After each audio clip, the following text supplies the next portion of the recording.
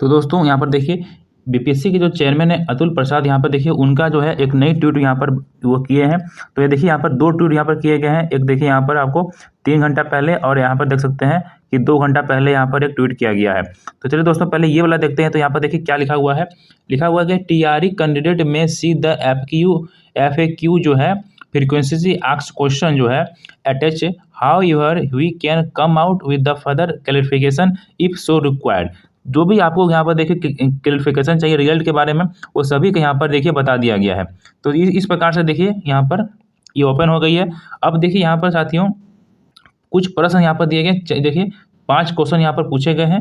5 question मतलब यहाँ पर देखिए अपने मन से लिया गया है और इनके कारण बताए गए हैं। तो चलिए दोस्तों पहला क्वेश्चन ये इस प्रकार से है कि देखिए मेरे नंबर जो है बहुत सारे अभ्यर्थी हैं कि उनका जो है बोला गया है कि मेरे जो है नंबर क्वालिफाइंग कट ऑफ से अधिक होने और कुछ भी अभी भी कुछ रिक्तियां जो है होने के बावजूद वह मैं असफल जो है क्यों हूँ, मतलब सफल क्यों नहीं हुआ हूँ। ठीक है, ये बोला जा रहा है। दूसरा प्रश्न यहाँ पर है देखिए कुछ सफल अभ्यर्थकों से मेरी संख्या अधिक होने के बावजूद मैं सफल क्यों नहीं हुआ हूँ। इसका भी आंसर यहाँ पर नीचे दिया गया। तीसरा यहाँ पर बताया गया है कि कुछ बीएड अभ्यर्थकों को पीआरटी में सफल क्यों घोषित किया गया है। और चौथा बताया है कि सीटेट के असफल उम्मीदवार को पीआरटी में क्यों सफल घोषित। और यहाँ देखिए यहाँ 5वां होगा, ठीक है, मुझे मेरी पसंद का जिला क्यों नहीं मिला। तो देखिए साथियों ये जो यहाँ पर देखिए 5 क्वेश्चन जो है ये पांचों क्वेश्चन का यहाँ पर देखिए संभावित कारण बताया गया है। जिसके मन में जो भी यहाँ पर अभ्यर्थी थे उनके मन में सवाल थे, ये सभी सवाल थे, तो उनकी सभी का यहाँ पर देखिए जो है संभावित कारण भी बता दिया गया है। तो देखिए इनका जो है पहला संभावित कारण जो है पहला है कि दस्तावेज सत्यापन में अयोग्य है। 10,000 से अधिक जो है अयोग्य घोषित किया गया है। ठीक है, अब आगे देखिए बताया गया कि भाषा के पेपर में असफल करीब 4800 लोग भाषा के पेपर में असफल हुए हैं। आप समझ सकते हैं कि जो भाषा का पेपर था उसमें 100 मार्क्स में से आपको 30 मार्क्स लाना था, तो 30 नंबर भी जो है 4800 बच्चे नहीं लाए हैं। ये आपको यहाँ पर समझना पड़ेगा। 4800 लोग जो है भाषा में असफल हुए हैं, मतलब भाषा ही पेपर अगर वो असफल हो गए हैं तो उनका जो पेपर 2 था जो मेट बनती उनका जो रिजल्ट उनका जो है कॉपी जो है जांच होगा ही नहीं। अगला देखिए तीसरा यहाँ बताया गया कि संभावित कारण इन सभी का कि आरक्षण का लाभ नहीं। देखिए यदि आवेदक जो है दावा नहीं किया गया है या अपेक्षित प्रमाण पत्र जमा किया गया है तो आरक्षण का लाभ नहीं होगा। मतलब अगर आपने फॉर्म भरते समय आरक्षण को दावा नहीं किया है, ठीक है, या आपका जो अपेक्षित प्रमाण पत्र है वो जमा नहीं किया गया है तो आरक्षण का लाभ आपको यहाँ पर नहीं दिया जाएगा। अगला बताया गया है कि संभावित कारण देखिए रिक्तियां दिव्यांग उम्मीदवारों के लिए सुरक्षित रखने के कारण। दिव्यांग जो अभ्यर्थी थे उनका अगर कट ऑफ जो है जनरल के आसपास होता है, जनरल को पार कर देता है तो वो जो है अनरिजर्व में आ जाते हैं। तो ये भी बताया दिया गया कि रिक्तियां दिव्यांग उम्मीदवारों के लिए सुरक्षित रखने के कारण हो सकता है। 5वां यहाँ पर बताया गया कि देखिए सभी परीक्षा फल सशर्त हैं। ठीक है, यहाँ पर बता दिया गया है कि जो भी सीटेट में शामिल होने वाले उम्मीदवार हैं अगर सीटेट में वो फेल हो जाते हैं, असफल हो जाते हैं तो उन्हें पीआरटी डीबी के दौरान बाहर कर दिया जाएगा।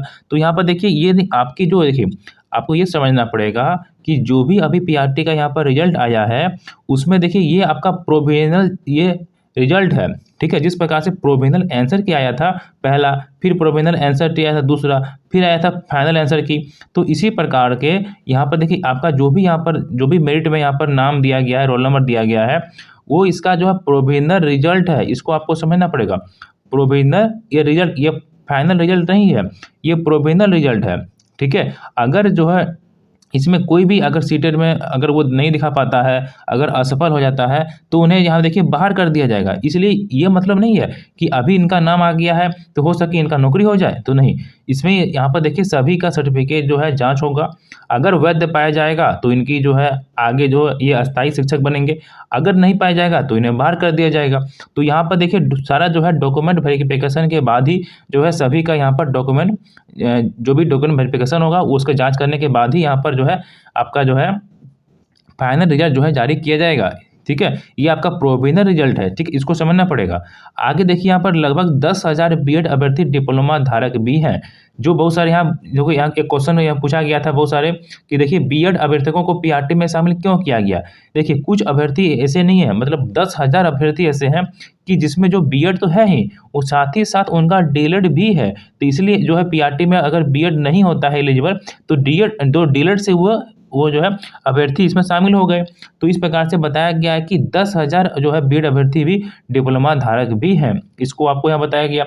अगला पॉइंट ये दिया गया है कि जिला का आवंटन सभी को अपनी ऐच्छिक जिला में न ही संभव है और न ही आवश्यक। साथियों ये भी देखिए, जब भी आपने फॉर्म भरा था तो उसमें फर्स्ट चॉइस, सेकेंड चॉइस और थर्ड चॉइस दिया गया है, लेकिन जो है अभ्यर्थी थे उनका इन तीनों में से किसी जिला में नहीं दिया गया है। तो यहाँ भी इसके बारे में बता दिया गया है कि सभी को ऐच्छिक जिला देना संभव नहीं और न ही ये आवश्यक है, तो ये भी यहाँ पर बता दिया गया है।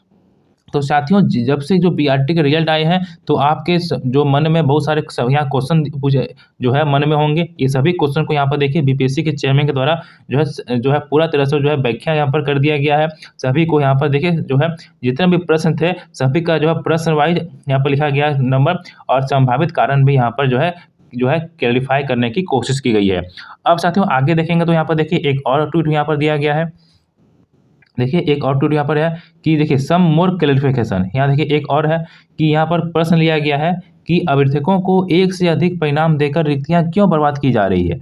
देखिए ये भी सवाल पैदा किया जा रहा है कि 1 to 5 में अगर किसी का सिलेक्शन हो गया और 9-10 में भी अगर हो गया है, अगर 11-12 में भी अगर हो गया है, तो इस प्रकार से एक ही अभ्यर्थी को तीनों में कैसे सेलेक्ट हो जाएगा।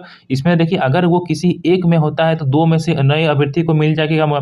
तो ये भी देखिए इनका भी उत्तर यहाँ पर दे दिया गया है कि ऐसा क्यों किया गया है। अभ्यर्थी को एक से अधिक परिणाम दिया गया है ताकि डीबी के समय किसी एक में असफल होने पर दूसरी नियुक्ति में से वंचित न हो। ठीक है, ऐसी रिक्ति को इसी चयन प्रक्रिया में प्रतीक्षा सूची से भरा जाएगा या अगली जो है प्रक्रिया में, यह राज्य सरकार के निर्णय पर निर्भर करेगा। साथियों यहाँ पर यह बोला गया है कि अगर हम तीनों में से अगर मान लेते हैं कि किसी का 2 में हो गया, किसी का 3 में हो गया, तो हम अगर सभी में नहीं देंगे, एक ही अभ्यर्थी को एक से अधिक नहीं देंगे, तो अगर मान लेते हैं कि किसी का मान लेते हैं कि यहाँ पर देखिए पेपर 2 था तो सीटेट में मान लेते हैं कि नहीं हुआ कि तो देखिए एसेट में होता है, अगर एसेट नहीं होता तो सीटेट में हो सकता है। तो मतलब कहने का मतलब ये रहा कि अगर किसी में एक में नहीं होता है तो दूसरे में मौका मिलेगा। तो यही कारण जो है सभी में यहाँ पर जितने भी वो क्वालिफाइड हुए हैं अलग अलग 1 to 5 में, 9, 10, 11, 12 में, तो सभी में यहाँ पर रिजल्ट दे दिया गया है।